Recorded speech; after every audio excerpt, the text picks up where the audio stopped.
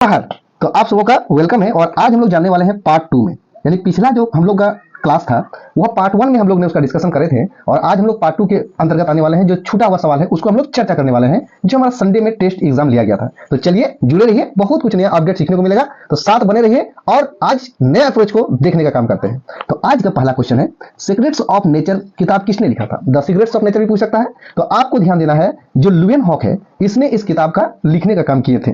लुवेनहॉक कौन थे तो आपको पता होगा, यही वो इंसान है जिसने सबसे पहले लिविंग जो सेल होता है, लिविंग सेल इसका मतलब होता है जीवित कोशिका, उनकी खोज किया था। और साथ ही साथ इसने जो जीवित कोशिका की देखा था या खोज करे थे वो कहां देखा था? बैक्टीरिया में देखा था या जीवाणु में देखा था। तो इसी कारण से लुवेनहॉक को फादर ऑफ बैक्टीरियोलॉजी के नाम से जाना जाता है। ठीक है, नेक्स्ट क्वेश्चन की ओर आते हैं।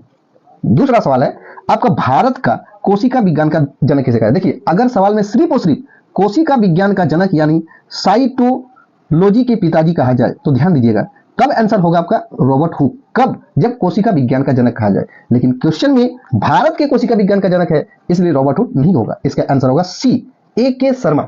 ए.के. शर्मा को भारतीय कोशिका विज्ञान का जनक कहा जाता है। ठीक है, नेक्स्ट क्वेश्चन की ओर चलते हैं। Question number 23।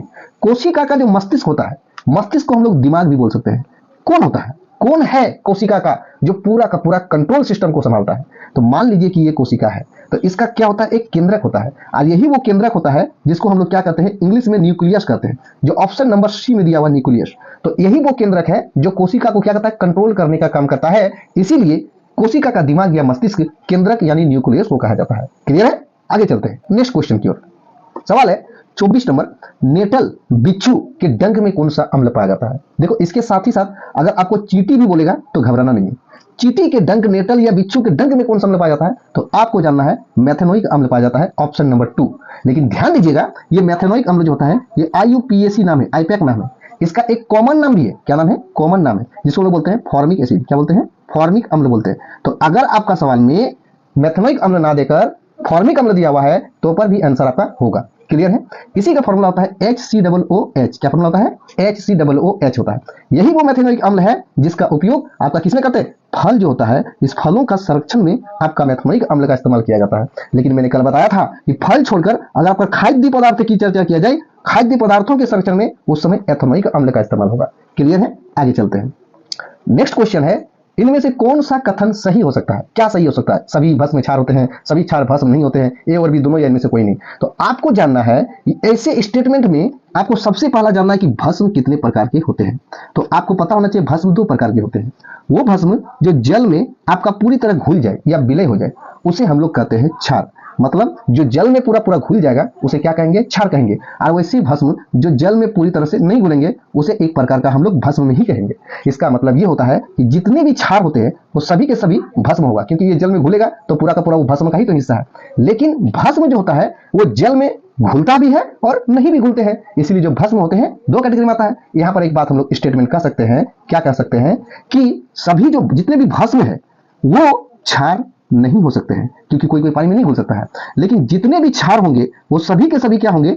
आपका भस्म होंगे। तो क्या यह क्वेश्चन का कोई ऑप्शन में है? ऑप्शन में आपका ये नहीं है, यानी नहीं है, ताकि सभी भस्म क्षार है, ये नहीं हो सकता है। सभी क्षार में भस्म नहीं हो सकता है, नहीं भैया ये तो हो सकता है, ये भी गलत है, ये और भी दोनों भी गलत है, इनमें से कोई नहीं इसका सही जवाब होगा। क्लियर है? आगे चलते हैं। नेक्स्ट क्वेश्चन आपके पास है, जो कॉफी होता है उसमें क्या पाया जाता है? देखिए, दो क्वेश्चन इसमें आ सकता है। एक तो आ सकता है चाय और एक आएगा कॉफी। तो अगर आपका सवाल में चाय आया है तो चाय के साथ आपका टेनिन पाया जाता है, लेकिन चूंकि क्वेश्चन में कॉफी आया है तो इसका आंसर होगा बी, क्विनिन। तो कॉफी में क्या पाया जाता है? क्विनिन पाया जाता है, और चाय में क्या पाया जाता है? टेनिन पाया जाता है। क्लियर है? आगे बढ़ते हैं नेक्स्ट क्वेश्चन की ओर। सवाल यह है, बहुत ही शानदार क्वेश्चन है, वायु प्रदूषक सूचक के नाम से यानी एयर पोल्यूशन इंडिकेटर के नाम से किसे जाना जाता है? तो आपको जानना है, एक पौधा है लाइकेन का पौधा, कहीं पर लीचन भी लिखा रह सकता है। तो ये जो लाइकेन का जो पौधा है यह क्या होता है? वायु सूचक प्रदूषक के रूप में जाना जाता है। यह एयर पोल्यूशन इंडिकेटर का काम करता है। ये क्या करता है? जहां भी ये पौधा उगेगा वहां पर SO2 की मात्रा लगभग 0% होगा, यानी वहां पर आपका पोल्यूशन बहुत कम होगा।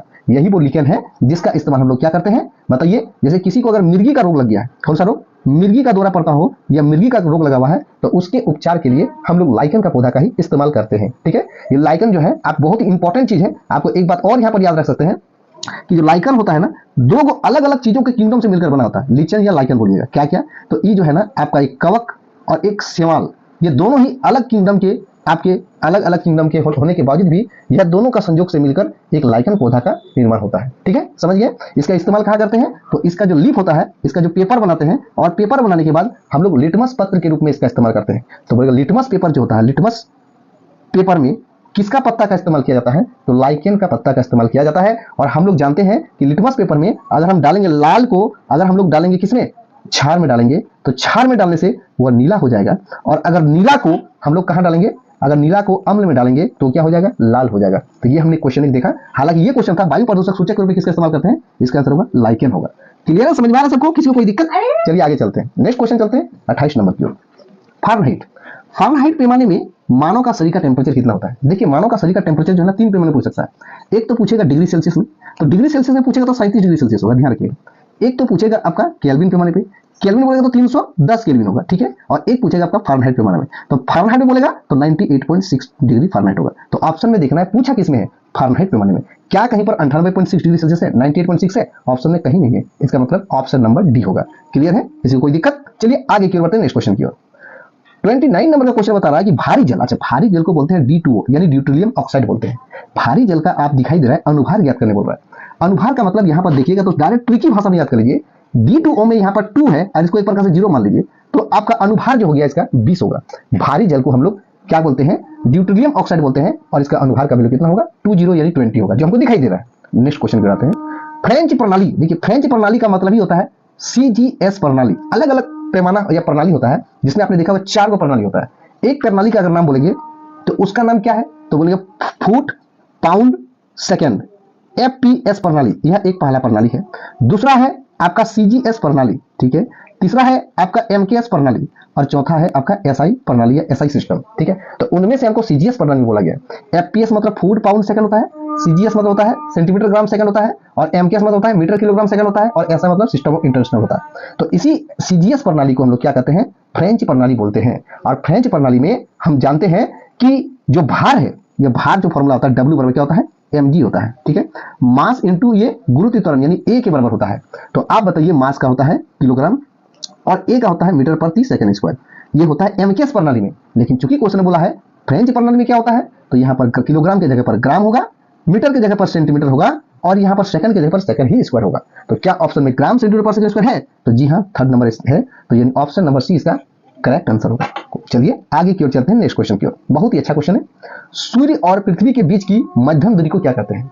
सूर्य और मान लीजिए यहाँ पर क्या है, सूर्य है और ये क्या है, पृथ्वी है। दोनों का बीच का जो दूरी होता है, दो पिंडों का बीच का दूरी जब बहुत दूर में हो तो उसको बोलते हैं खगोलीय इकाई से मापा जाता है। किससे मापा जाता है, खगोलीय इकाई से मापा जाता है। इसी को बोलते हैं AU एस्ट्रोनॉमिकल यूनियन, जिसका वैल्यू होता है 1.496 गुना 10 का पावर 11 मीटर के लगभग बराबर होता है, ठीक है। ये क्या होता है, खगोलीय इकाई होता है। क्या होता है बोलो, खगोलीय इकाई होता है। आगे आते हैं नेक्स्ट क्वेश्चन की ओर। इनमें से कौन एक सदिश राशि है, नहीं है, सवाल में सदिश राशि नहीं है। तो सदिश राशि नहीं है मतलब क्या है, वो अदिश राशि है। और अदिश राशि को मैंने ट्रिक बताया था, उस राशि में बॉ लेटर नहीं आएगा। तो बॉ लेटर कहाँ है, विस्थापन, तो जो पहले कट जाएगा। अच्छा यहाँ फोर्स लिखा हुआ है, फोर्स का मतलब होता है बल, यानी ये भी ऑप्शन कट जाएगा। और भार लिखा हुआ है, तो मैंने बोला था भार भी एक प्रकार का क्या होता है, बल होता है, यानी नहीं होगा। तो बचा क्या, शक्ति। शक्ति को हम लोग क्या बोलते हैं, ये एक प्रकार का अदिश राशि है, ठीक है। आगे चलते हैं, एक क्वेश्चन और है। एम, इसको ऐसा लिखते हैं बीमा को, ML² T-1, यह किसका बीमा है। तो बीमा का जो कॉन्सेप्ट है क्या होता है, इसमें से आपका ऑप्शन नंबर सी होगा, प्लांक नियतांक या प्लांक कांस्टेंट होता है, ठीक है। अगला क्वेश्चन में आते हैं। वह कौन सा ताप है जिस ताप पर सेल्सियस और फारेनहाइट का मान दोनों समान होता है, यानी सेल्सियस बराबर क्या होगा, फारेनहाइट होगा, तो उसका वैल्यू है -40 डिग्री। क्या है, -40 डिग्री। ऑप्शन नंबर बी में दिया हुआ है, अतः इसका सही आंसर बी नंबर होगा। नेक्स्ट क्वेश्चन की ओर आते हैं। अगला सवाल है कि जल नहीं है, जूल है। एक जूल का मान इनमें से किसके बराबर होगा। तो जूल कहाँ मिलेगा, को कार्य और ऊर्जा में मिलेगा। कार्य किस होता है, Fs cos थीटा, यानी बल गुना विस्थापन होता है। क्या होता है, बल गुना विस्थापन। तो बल का होता है न्यूटन और विस्थापन का होता है मीटर। तो 1 न्यूटन मीटर बोलेगा तो किसका होगा आंसर, जूल का होता है, यानी 1 जूल का जो वैल्यू होता है वो 1 न्यूटन मीटर के तुल्य होता है। ऑप्शन नंबर ए इसका सही जवाब होगा। अगला क्वेश्चन आते हैं, उद्योग में यानी फैक्ट्रियों में शक्ति का जो इस्तेमाल है, इसका इकाई किस रूप में किया जाता है। तो देखिए जो हम लोग उद्योग में इसका इस्तेमाल करते हैं वो अश्व शक्ति के रूप में करते हैं, जिसको हम लोग HP बोलते हैं, हर्स पावर, जो 746 वाट की क्या होता है, तुल्य होता है। तो एक अश्व शक्ति का इस्तेमाल हम लोग उद्योगों में करने का काम करते हैं, ठीक है। नेक्स्ट आते हैं, न्यूटन मीटर स्क्वायर पर केजी स्क्वायर, मतलब इसको ऐसे भी लिख सकते हैं न्यूटन मीटर स्क्वायर पर केजी स्क्वायर, इस प्रकार से भी लिख सकते हैं। ये जो होता है किसकी इकाई होता है, तो आपको पता होगा एक होता है बड़ा जी और एक होता है छोटा जी। तो जो बड़ा जी होता है इसको बोलते हैं गुरुत्वाकर्षण का सार्वत्रिक स्थिरांक, तो ऑप्शन नंबर किसमें है, डी में, तो इसका आंसर डी होगा। लेकिन छोटा जी की अगर बात होता है इसको बोलते हैं गुरुत्वीय त्वरण, इसका होता है मीटर प्रति सेकंड स्क्वायर, क्या होता है मीटर प्रति सेकंड स्क्वायर। कोई दिक्कत किसी को? चलिए आगे की ओर चलते हैं। नेक्स्ट क्वेश्चन आपके पास है विद्युत आवेश की इकाई क्या होता है, तो जहां आवेश हो गया उसका हो गया आंसर कूलम, ऑप्शन नंबर क्या होगा, सही होगा। ठीक है, क्या होगा, सी सही होगा। अगला क्वेश्चन है 39 नंबर, ऊर्जा, सूर्य की जो ऊर्जा है उसका स्रोत क्या है, यानी सनलाइट जो होता है उसका ऊर्जा का क्या कारण बनता है। तो मैंने आपको यहाँ पर बोला था कि यहाँ पर 4 गो हाइड्रोजन जो मिलता है और इस प्रकार मिल से आपका एक हीलियम का निर्माण करता है। तो जब 2 छोटे छोटे पिंड मिलकर एक बड़े पिंड का निर्माण करता है तो उसको हम लोग संलयन अभिक्रिया बोलते हैं। यानी सी नंबर ऑप्शन में दिया है नाभिकीय संलयन अभिक्रिया, तो इस क्वेश्चन का आंसर क्या होगा, नाभिकीय संलयन अभिक्रिया होगा। ठीक है, यही इसका मेन रीजन है, तो आपको पता हो गया। अच्छा, सूर्य के केंद्र में टेम्परेचर के बारे में बात किया जाए तो इसका केंद्र का तापमान 1.5 गुना 10 का पावर 7 डिग्री सेल्सियस का टेम्परेचर होता है, ये आपको ध्यान रखना। अगर इसका बाहरी सतह का तापमान की अगर बात किया जाए तो 6000 डिग्री सेल्सियस का तापमान होता है। किसका, सूर्य का बाहरी सतह का तापमान। यहाँ पर मैंने एक और क्वेश्चन किया था कि सूर्य में सबसे अधिकतर मात्रा में हाइड्रोजन गैस पाया जाता है, क्या पाया जाता है, हाइड्रोजन गैस पाया जाता है, और ये वो हाइड्रोजन गैस है जिसकी खोज किया था कैवेंडिश ने किया था। किसने किया था, कैवेंडिश ने किया था। कोई दिक्कत? चलिए आगे की ओर बढ़ते हैं। क्वेश्चन नंबर 40 जो है वो बोल रहा है कि एक हाइड्रोजन एटम कितने न्यूट्रॉन के बराबर। देखो एक हाइड्रोजन एटम, ये मान लो एक हाइड्रोजन एटम है, हाइड्रोजन का पहला अणु, तो यहाँ पर है ऊपर में जो है द्रव्यमान संख्या, नीचे में है परमाणु संख्या। तो न्यूट्रॉन की संख्या निकालने के लिए हम लोग वो ऊपर वाला में से नीचे वाला को माइनस करना पड़ता है। तो 1 - 1 बराबर कितना हो जाएगा, 0। यानी हाइड्रोजन का जो परमाणु संख्या होगा, सॉरी न्यूट्रॉन की जो संख्या होगा इसमें 0 होगा, इनमें से कोई नहीं इसका सही जवाब होगा। ठीक है, ऐसे हाइड्रोजन का जब चर्चा किए तो इसमें अगर देखेंगे तो इसका 3 गो समस्थानिक होता है, इसको ध्यान देना है। हाइड्रोजन की कितने समस्थानिक होते हैं, तो 3 समस्थानिक होते हैं। पहला का नाम है प्रोटियम, ड्यूटेरियम और ट्राइटेरियम। ठीक है, क्या क्या नाम है, प्रोटियम, ड्यूटेरियम और ट्राइटेरियम। तो पहला वाला अगर बोलेगा तो इसका न्यूट्रॉन की संख्या क्या होगा, 0 होगा। लेकिन हाइड्रोजन के दूसरे समस्थानिक का बोलेगा तो इसका आपका 1 होगा, और हाइड्रोजन के तीसरे समस्थानिक का न्यूट्रॉन की संख्या बोलेगा तो 2 होगा। तो सवाल में क्या था, पहला हाइड्रोजन वाला, इसीलिए न्यूट्रॉन की संख्या क्या हो जाएगा, 0 हो जाएगा। क्लियर है? ऐसे समस्थानिक में सबसे अधिक समस्थानिक का नाम बोलेगा तो पोलोनियम हो जाएगा। क्या हो जाएगा, पोलोनियम। इसका समस्थानिक की संख्या सबसे अधिक होती है। नेक्स्ट क्वेश्चन की बात करेंगे 41 नंबर, शुद्ध जल का क्वथनांक यानी बॉइलिंग पॉइंट कितना होता है। जो प्योर वाटर है उसका बॉइलिंग पॉइंट कितना होगा। कौन सा वाटर, प्योर वाटर का।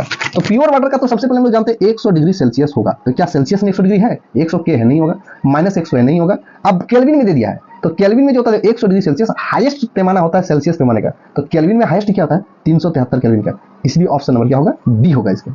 नेक्स्ट क्वेश्चन क्या हो रहा है, 42 नंबर का सवाल है, इनमें से कौन सोना को घोल सकता है। सोना हो, चांदी हो, प्लेटिनियम हो, ये कभी भी किसी का बात बोलेगा तो इसका आंसर होगा एक्वारियस सोल्यूशन, जिसको रॉयल एसिड के नाम से जाना जाता है। इसी को कहा जाता है अम्लराज। क्या बोला जाता है, अम्लराज बोला जाता है। ठीक है, यही वो अम्लराज है जो सोना, चांदी, प्लेटिनियम को भी भुला सकता है। इसीलिए इसका इस्तेमाल आपका सोनार की दुकान में या ज्वेलर की दुकान में ज्यादा मात्रा में किया जाता है, ताकि उसका नक्काशी दे दिया जा सके, अलग अलग खांचे में उसको इजी तरीके से ढाल सके।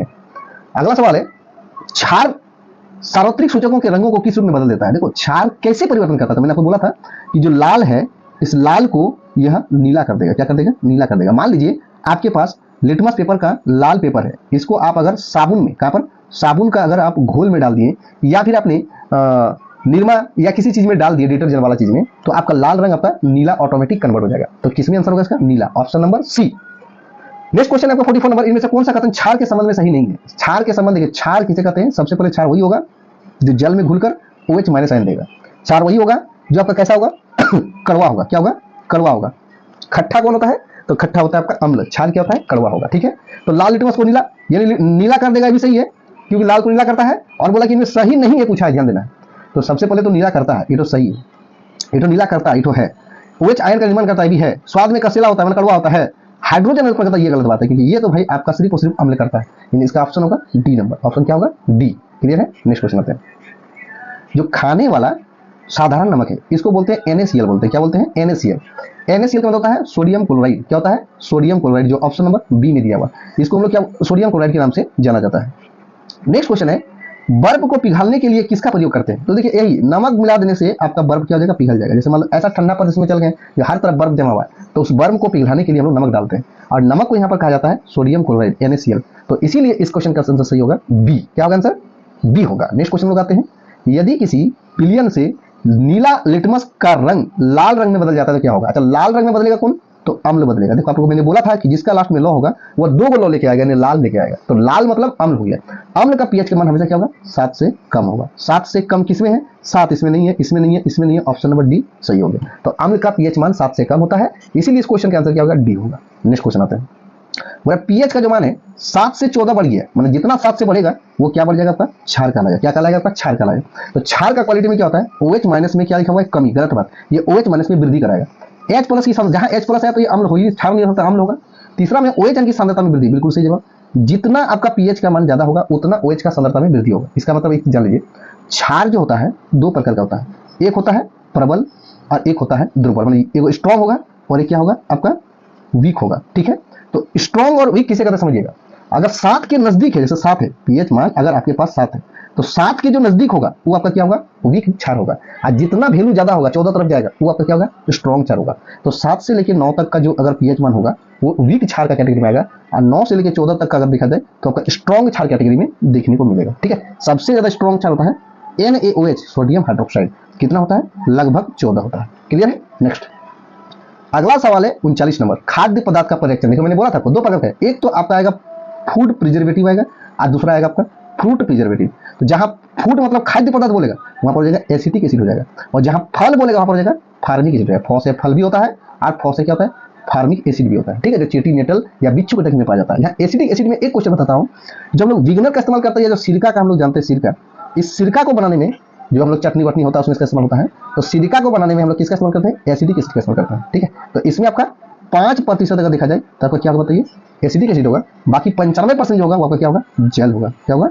जल होगा। नेक्स्ट बोस्टन और लोरी के सिद्धांत के अनुसार जो किसी दूसरे को प्रोटीन देता है, अगर देने वाला बात होगा तो अम्ल कहलाएगा, और अगर लेने वाला बात होगा तो क्षार कहलाएगा। तो क्वेश्चन में पूछा है देने की क्षमता, यानी अम्ल आंसर होगा, ताकि बोस्टन और लोरी ने यही सिद्धांत दिया था, प्रिंसिपल दिया था। ठीक है, अगर लेने वाला बात होता तो क्या था? क्षार होता। अगला सवाल बोल रहा है कि मिथाइल ऑरेंज जो है इसमें क्षार डालने से क्या होगा? देखिए सबसे पहली बात, देखो मिथाइल ऑरेंज एक इंडिकेटर डाई है, इसमें 2 कंडीशन डाल सकते हैं, एक अम्ल डालने से क्या होगा और एक क्षार डालने से क्या होगा। अम्ल जैसे ही डालिएगा तो वो रेड हो जाएगा। क्या हो जाएगा? आपका रेड हो जाएगा। और क्षार डालने से क्या हो जाएगा? पीला हो जाएगा, येलो हो जाएगा, नहीं क्या हो जाएगा? पीला हो जाएगा। ठीक है, तो इसी प्रकार से आपको जानना है कि जो मिथाइल ऑरेंज होता है एक इंडिकेटर सूचक है, जैसे लिटमस पेपर होता है उसी प्रकार से मिथाइल ऑरेंज भी एक इंडिकेटर सूचक है। इसमें अम्ल को डालने से रेड हो जाएगा और क्षार को डालने से पीला हो जाएगा। ये दोनों को पहचान दिलाता है कि कौन अम्ल है या कौन क्षार है। इसी प्रकार से हम लोग हल्दी के बारे में जानते हैं। हल्दी, हल्दी में देखेंगे अगर अम्ल में अगर हल्दी पर डाल दिए, ठीक है, तो वो क्या होगा? नो चेंज होगा। क्या होगा? नो चेंज, मतलब कोई बदलाव नहीं होगा। लेकिन यही चीज अगर इसमें आप क्षार मिला दीजिएगा तो आपको क्या हो जाएगा? रेड हो जाएगा। क्या हो जाएगा? आपका रेड हो जाएगा। क्लियर है? समझ में आ गया होगा। नेक्स्ट आते हैं स्ट्रॉन्ग एसिड। देखिए स्ट्रॉन्ग एसिड की बात बोला गया था। एसिड 2 कैटेगरी में होगा, एक वीक होगा और एक होगा स्ट्रॉन्ग होगा। कमजोर एक होता है बहुत स्ट्रॉन्ग, प्रबल जिसे बोलते हैं। कमजोर कौन होगा? बॉर्डर लाइन कितना होता है? 7, इसके सामने वाला। मतलब अगर आपका पास 5 से लेकर 7 या 4 से लेकर 7 का बीच वाला हो तो उस समय आपका क्या होगा? वीक होगा। लेकिन जैसे ही आपका 1 से लेकर 4 तक का होगा, ये सब क्या होगा? काफी स्ट्रॉन्ग एसिड होगा। कैसा होगा? काफी स्ट्रॉन्ग एसिड। और सबसे स्ट्रॉन्ग एसिड क्या है? HCl, जिसका कितना होता है? लगभग 0 के बराबर होता है, 1 के बराबर होता है, दिया जाता है 0 हम कर सकते हैं इसको। या H2SO4 जो होता है इसका आपका 1 से लेकर 1.5 के बीच में होता है। तो ये आपका काफी स्ट्रॉन्ग एसिड है। कैसा एसिड है? स्ट्रॉन्ग एसिड है। आप बोलेगा हमारा पेट जो होता है, मानव का पेट या उदर, इसमें भी पाया जाता है एसिड, और उसका नाम है HCl। लगभग इसका पेट वाला का जो मान होता है 1.5 आपका देखने को मिलेगा पीएच स्केल में। तो हमारा पेट में कौन सा एसिड पाया जाता है? तो HCl पाया जाता है। क्या पाया जाता है? HCl पाया जाता है। नेक्स्ट आता है किसे हार्मोन के नाम से जाना जाता है? मतलब कौन वह एसिड इसको हार्मोन कहते हैं? तो वही HCl। ये जो HCl इसको हार्मोन के नाम से भी जाना जाता है, क्योंकि इसे हमें माता पिता के द्वारा प्राप्त होता है। इसी कारण से इसको हार्मोन भी नाम से जाना जाता है। ठीक है, अगला क्वेश्चन आते हैं 54 नंबर। Royal acid. देखो रॉयल एसिड बोलिए या अम्लराज बोलिए, दोनों का नाम ही क्या है? एक ही है। ठीक है, तो अम्लराज या रॉयल एसिड दोनों का नाम एक है। तो किसको कहते हैं? अम्लराज को कहते हैं। यहाँ पर ध्यान रखना है, 2 चीज इसके बनाने में या अम्लराज बनाने में इंपॉर्टेंट होता है। एक कौन होता है भाई? तो अम्लराज बनाने में आप देखिएगा HCl एक होता है और एक होता है HNO3 होता है।